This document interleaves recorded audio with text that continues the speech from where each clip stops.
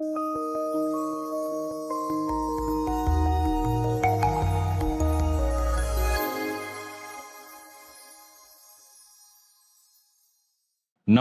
मेरा नाम शैलेश गुप्ता है, मैं एक वास्तुशास्त्री हूँ और आज मैं आपको बताने जा रहा हूँ कि घर क्या है? शतरंज में आपने देखा होगा कि जिन खानों में या कोष्ठकों में गोटियों को रखते हैं, उन्हें हम घर कहते हैं।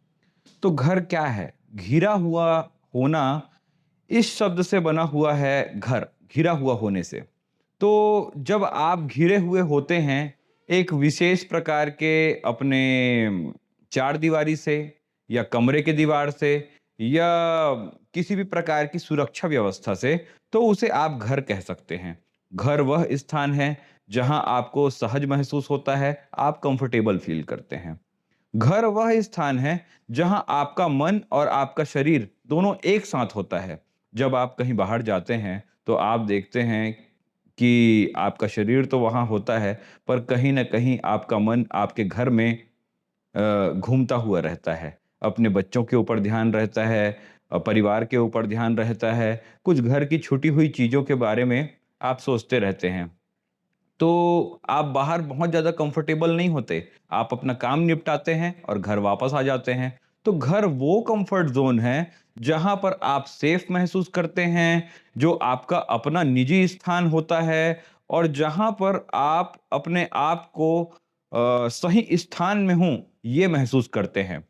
मकान तो एक स्ट्रक्चरल बिल्डिंग होता है जिसे आप ईंट, रेत, गिट्टी, सीमेंट और कंक्रीट से बनाते हैं और जो रहने की योग्य हो जाए और जिसमें जब व्यक्ति अपने परिवार और वस्तुओं के साथ प्रवेश करता है, तब वह जाके घर कहलाता है। तो घर में कौन-कौन से कंपोनेंट्स होने चाहिए जो आपके जीवन को व्यवस्थित बनाते हैं? घर में सर्वप्रथम एक शयन कक्ष होना चाहिए, चाहे जितना भी छोटा घर हो, वह आपके लिए कंफर्टेबल होना चाहिए। अब कंफर्टेबल कब होगा? जब वह घर वास्तु के अनुसार होगा।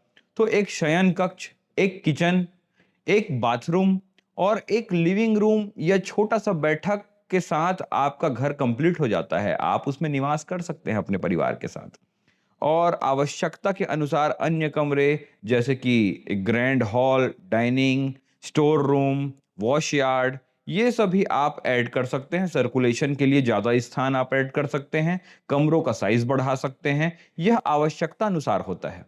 जबकि हमारी ज़रूरत की चीज़ें बहुत छोटी होती हैं। आप 6 बाई 6 के बेड में ही सोएँगे, आप छोटे से स्थान में ही खाना खाएँगे और आपके भोजन बनाने के स्थान भी 10 बाई 10 बहुत पर्याप्त होता है। तो आपका घर छोटा हो या बड़ा हो, वह वास्तु के अनुसार हो, यह बहुत ज़रूरी है। तो वास्तु के अनुसार जब आप पूर्वमुखी घर बनाते हैं, तो पूर्व मुख में जो इष्ट का तीसरा और चौथा पद है, वह आपके लिए एंट्रेंस के लिए उपयोगी होता है, जबकि ईशान कोण में आपको पोर्च बनाना चाहिए। आग्नेय कोण यानी साउथ ईस्ट में आपको किचन की व्यवस्था बनानी चाहिए। साउथ वेस्ट यानी नैऋत्य कोण में आपको मास्टर्स बेडरूम बनाना चाहिए। आप वायव्य कोण यानी नॉर्थ वेस्ट में गेस्ट रूम बना सकते हैं या आप वहाँ चिल्ड्रंस रूम भी बना सकते हैं। नॉर्थ ऑफ नॉर्थ वेस्ट या साउथ ऑफ साउथ वेस्ट में आप बाथरूम और टॉयलेटरीज बना सकते हैं। तो इस प्रकार से आप पूर्वमुखी घर बना सकते हैं। वहीं उत्तरमुखी भवन जब आप बनाने का चयन करते हैं, तो ईशान की ओर से नॉर्थ का तीसरा पद या चौथे पद से आप एंट्रेंस ले सकते हैं। ईशान कोण में आप पोर्च बना सकते हैं, वहीं आप बोरवेल भी करा सकते हैं। वायव्य कोण में बैठक बना सकते हैं। नैऋत्य कोण में ही मास्टर्स बेडरूम बनाएंगे और आग्नेय कोण में आप किचन बना सकते हैं। वहीं साउथ ऑफ साउथ वेस्ट में और नॉर्थ ऑफ नॉर्थ वेस्ट में यानी उत्तरी वायव्य या दक्षिणी नैऋत्य में आप बाथरूम बना सकते हैं। पश्चिम मुखी घर में जब आप पश्चिम से एंटर करते हैं, तो पश्चिम में आपको 3 पद मिलता है, जो पश्चिम दिशा का तीसरा, चौथा और 5वां पद है। ये तीनों ही एंट्रेंस के लिए शुभ होते हैं। वायव्य कोण में आप पोर्च बना सकते हैं, आग्नेय कोण में किचन बना सकते हैं, नैऋत्य कोण में मास्टर्स बेडरूम बना सकते हैं और आप वायव्य कोण में ही चिल्ड्रंस रूम या गेस्ट रूम भी बना सकते हैं। जबकि दक्षिण मुखी भवन में आपको S4 और S5 की एंट्री मिलती है। यानी दक्षिण के चौथे और पांचवें पद को छोड़ के आपको पांचवा पद भी छोड़ देना चाहिए। एक्चुअल में दक्षिण में आपको तीसरा पद और चौथे पद से एंटर करना चाहिए, यम के पद को छोड़ देना चाहिए। यम के पद को कुछ हिस्सा अगर ले लें, अगर बहुत फ्रंट कम पड़ रहा है तो चल जाता है, इसलिए S5 को काउंट कर लिया जाएगा। बाकी S5 को छोड़कर S1 को छोड़ के आप S3 और S4 में एंट्रेंस ले सकते हैं। वहीं नैऋत्य कोण में मास्टर्स बेडरूम बनाएं और आप आग्नेय कोण में किचन बना सकते हैं। सेकेंडरी आप वायव्य कोण में किचन बना सकते हैं। नॉर्थ ऑफ नॉर्थ वेस्ट में और साउथ ऑफ साउथ वेस्ट में आप लेड बाथ बना सकते हैं। वहीं सेंटर प्लेस में आप लिविंग रूम बना सकते हैं। इस प्रकार से उत्तर मुखी, पूर्व मुखी, दक्षिण मुखी और पश्चिम मुखी सभी प्रकार के दिशाओं में, चारों दिशाओं में आप सुनियोजित वास्तु के अनुसार घर बना सकते हैं।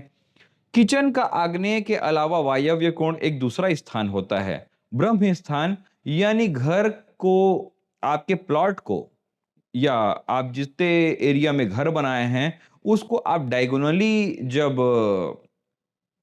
एक लकीर खींचते हैं, दो डायगोनल बनाएंगे, वहां का जो सेंटर होगा वो मेन ब्रह्म स्थान होगा।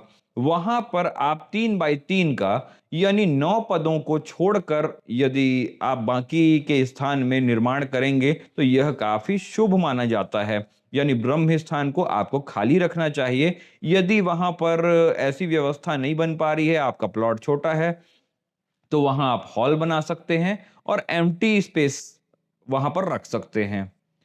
जबकि हमें यह देखना चाहिए कि किसी भी घर में कुछ चीजें हैं जो महत्वपूर्ण हैं, जैसे कि निकासी व्यवस्था पूर्व की ओर, उत्तर की ओर या ईशान की ओर होनी चाहिए। आपका जो ढलान है वह भी उसी ओर होना चाहिए, जो रूफ का ढलान है वह। और आप स्टोरेज के लिए एक स्थान बनाते हैं जिसमें बेसमेंट कभी भी नैऋत्य कोण साउथ में या पश्चिम में नहीं बनाना चाहिए। यदि बेसमेंट आपको बनाना पड़ रहा है तो वह पूर्व की ओर, ईशान की ओर या उत्तर की ओर बनाएं। इस प्रकार से घर का संपूर्ण वास्तु हमने आपको समझा दिया है, और आप जब भी घर बनाएं इसी प्रकार से इसको सुनियोजित करें। धन्यवाद।